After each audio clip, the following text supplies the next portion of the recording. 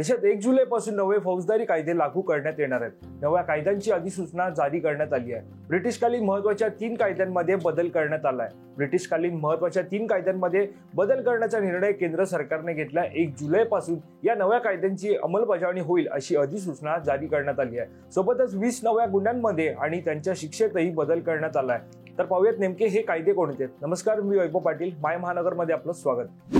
संसदेच्या हिवाळी अधिवेशनात लोकसभा आणि राज्यसभेत हे नवीन कायदे तरतुदी मंजूर करण्यात आल्या होत्या। त्यानंतर राष्ट्रपती द्रौपदी मुर्मू यांनी यावर सही केली। त्यानुसार आता 1 जुलैपासून हे कायदे लागू करण्यात येणार आहेत। हे 3 कायदे भारतीय पुरावा कायदा 1872, फौजदारी प्रक्रिया संहिता 1973 आणि IPC यांची जागा घेणार आहेत। तज्ञांच्या मते 3 नवीन कायद्यांमुळे दहशतवाद, मॉब लिंचिंग आणि राष्ट्रीय सुरक्षेला धोका निर्माण करणाऱ्या गुन्ह्यांसाठी शिक्षा अधिक कडक होणार आहे। भारतीय न्याय संहितेत 20 नवीन गुन्हे समाविष्ट करण्यात आले आहेत, तर IPC मधील 19 तरतुदी काढून टाकण्यात आल्या आहेत। तसेच 33 गुन्ह्यांमध्ये तुरुंगवासाची शिक्षा वाढवण्यात आली आहे, तर 83 तरतुदींमध्ये दंडाच्या शिक्षेत वाढ करण्यात आली आहे। याशिवाय 23 गुन्ह्यांमध्ये अनिर्वाय किमान शिक्षेची तरतूद करण्यात आली असून 6 गुन्ह्यांमध्ये सामुदायिक सेवा या शिक्षेची तरतूद करण्यात आली आहे।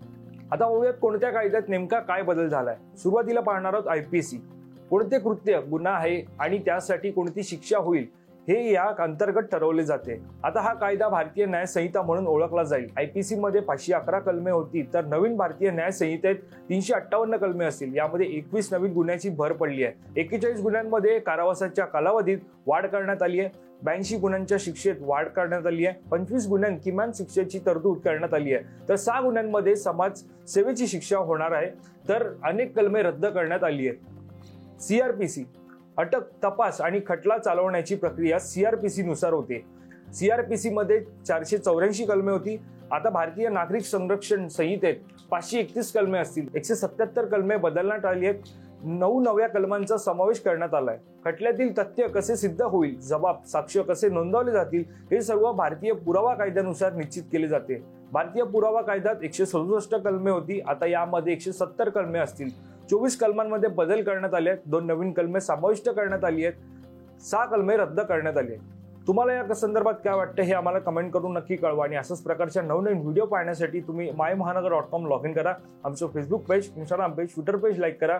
माय महानगर लाईव्ह या YouTube चॅनलला सबस्क्राईब करा।